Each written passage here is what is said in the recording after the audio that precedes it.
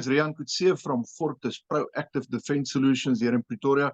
I'm speaking again to Roux Wildenboer, one of the main instructors on the lone operator course tonight. We will be talking specifically about getting that first shot on target quickly every single time. Roux, good evening and welcome. Hi, Rian. Nice to speak to you again. Thank you for having me. Thank you for your time. I'm going to kick off and get right into it.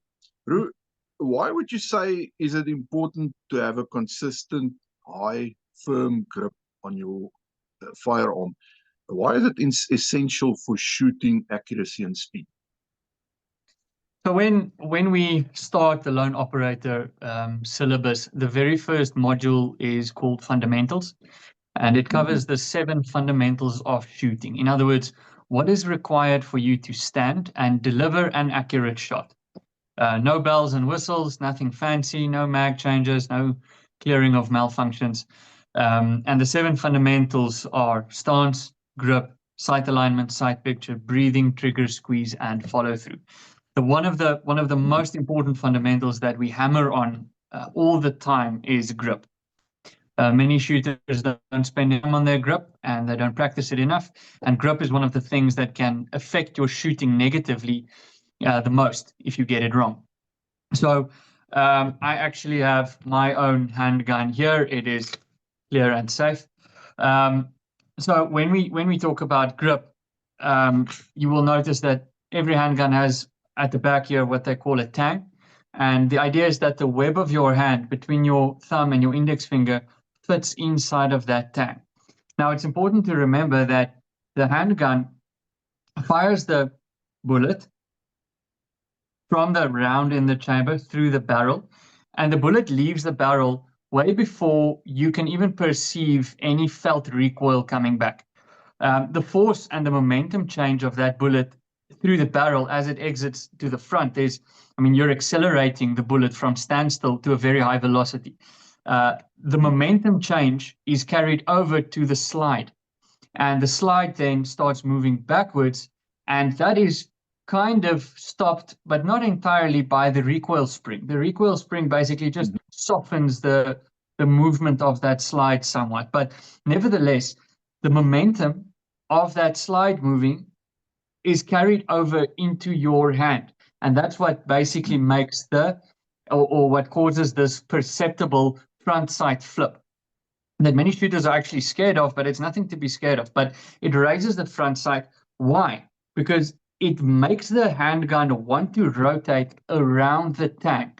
Remember, on many and most modern polymer-framed striker-fired pistols, the slide is the heaviest part of the gun. So if that slide starts moving, it actually has the power to rotate the entire gun around a specific point. Now, that point is usually the tang. The handgun rotates most often around the tang. So the higher your gun hand gets up into the tang, the closer the focused and concentrated force of your grip is to that axis along which the slide actually moves. And you've got a better, they call it a moment of inertia. You've got a better moment to counteract the movement of that slide. So if I've got a low grip, that slide is actually going to impair my shooting more than if I have a high grip, because the higher I am on that gun, the less the rotational momentum is going to impact me.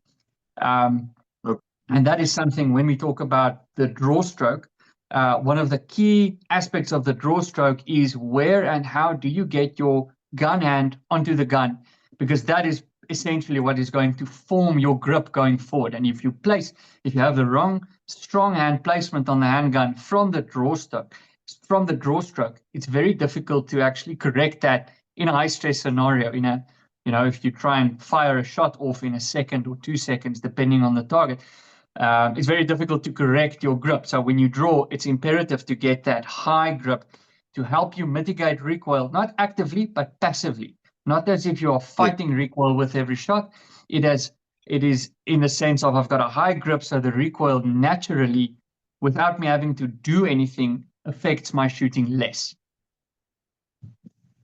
Okay, that makes sense. And I'm glad you mentioned the draw stroke, because I wanted to go over to the draw stroke with my next question. What would you what would you say are the key principles of an efficient draw stroke, and how do these principles contribute to a fast and accurate first shot?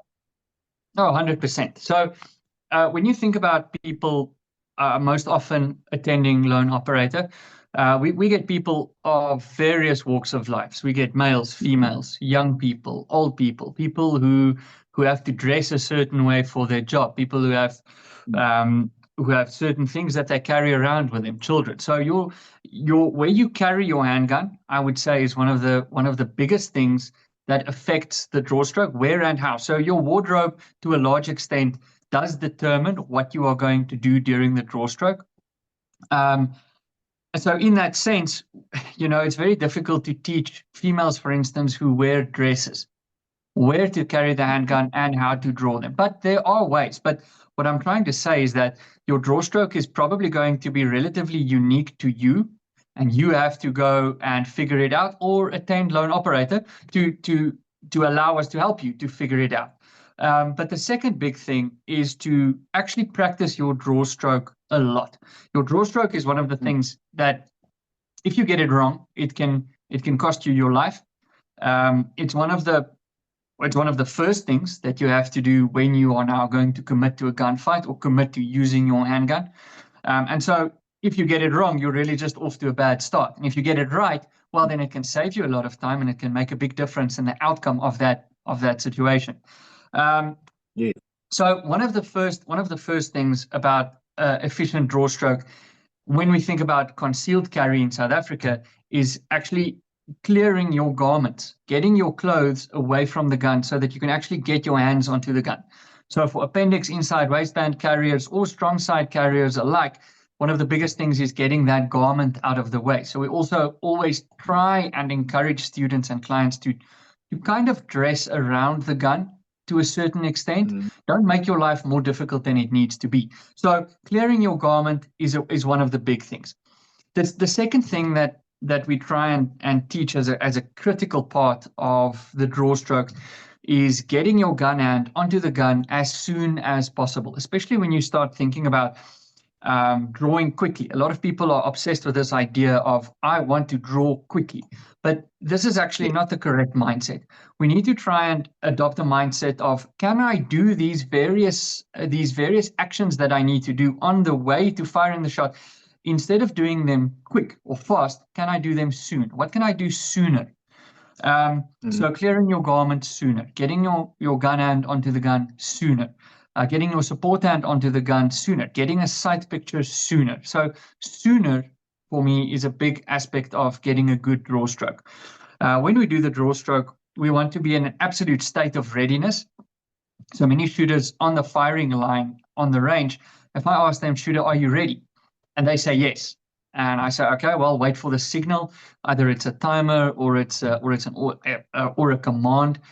On the moment that I give that command, then they give a step, or they adjust themselves a little bit further, which is a waste of movement, actually, a little bit. So if you are now going through the thought process that you need to decide, am I going to draw my gun or not? You should already be taking in the physical body position of readiness, so that when you now decide, okay, I'm going to draw, so that you don't have to do anything else than just focus on the movement of your arms and the movement of your hands, and then picking up the sights. So being absolutely ready, clearing your garment as soon and as high as possible, getting your hand on your gun as soon as possible, getting a sight picture is very important. But I think more important than any of that, for a good draw stroke, you need to try and minimize unnecessary movement.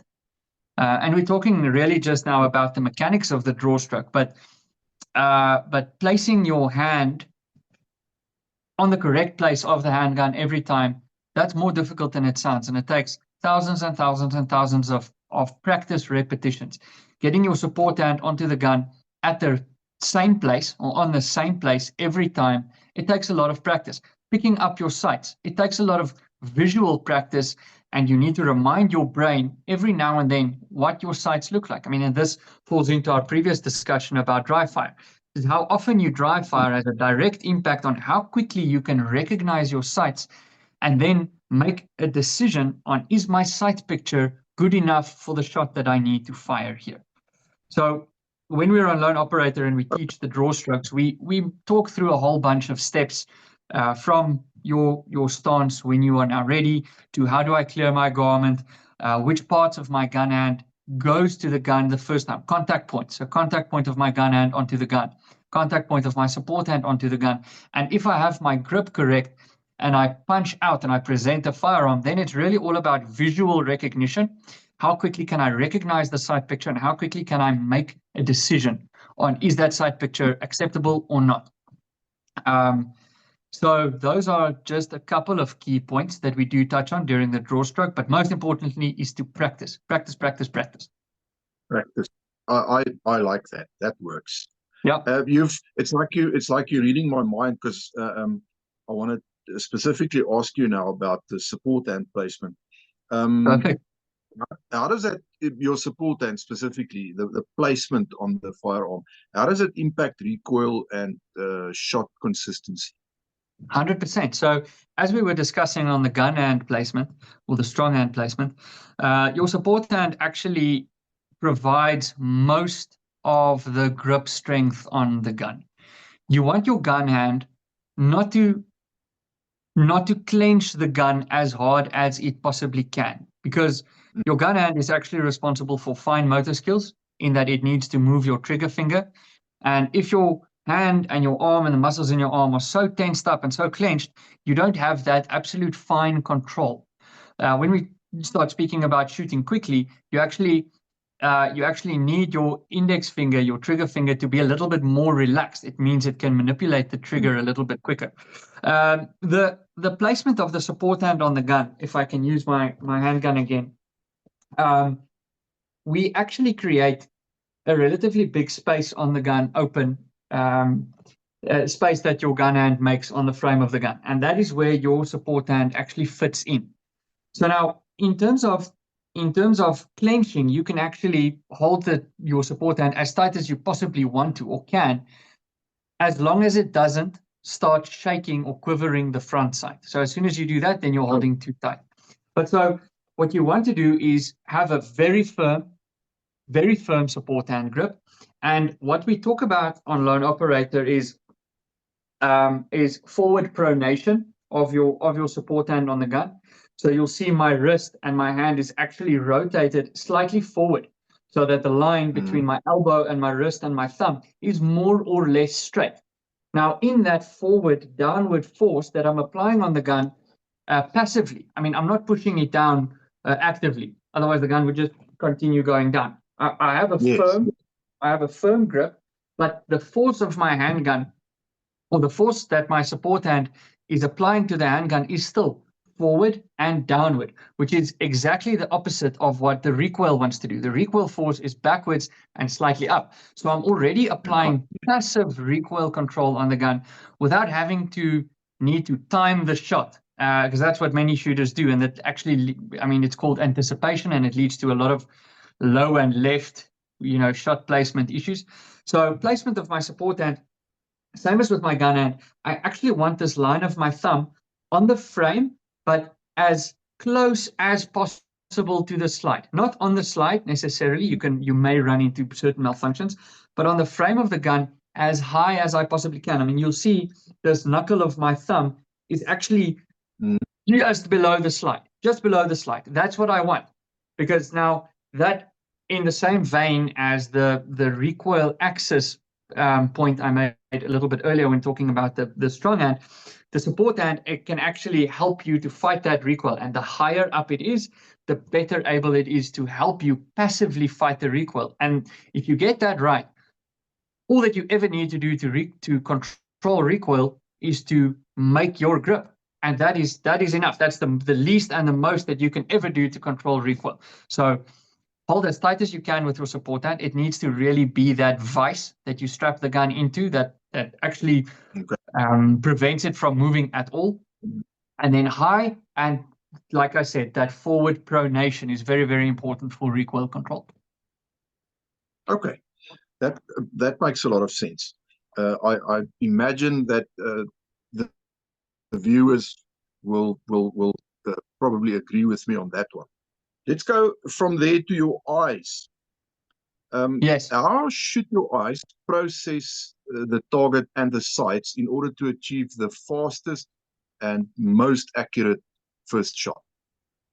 Right. So when we start teaching students on Lone Operator about the sight alignment, the sight picture, everything about how the sights work, often it's easier for us, and we're shooting at close distance, often it's easier for us to teach a strict front sight focus, which is what many users, many shooters learn to shoot with. It's like I tell them, you need to focus, your eyes need to converge on the front sight, and you need a very crisp, clear focus on the front sight.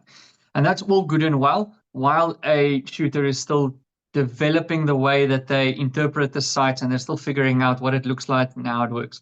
In a tactical scenario, and as well as we progress through the Lone Operator syllabus and the shooters become more proficient and more skilled, we start switching over to a target focus type of attention. So in a tactical environment or in a life-threatening situation, I really don't want to shift my eyes or my focus from the target.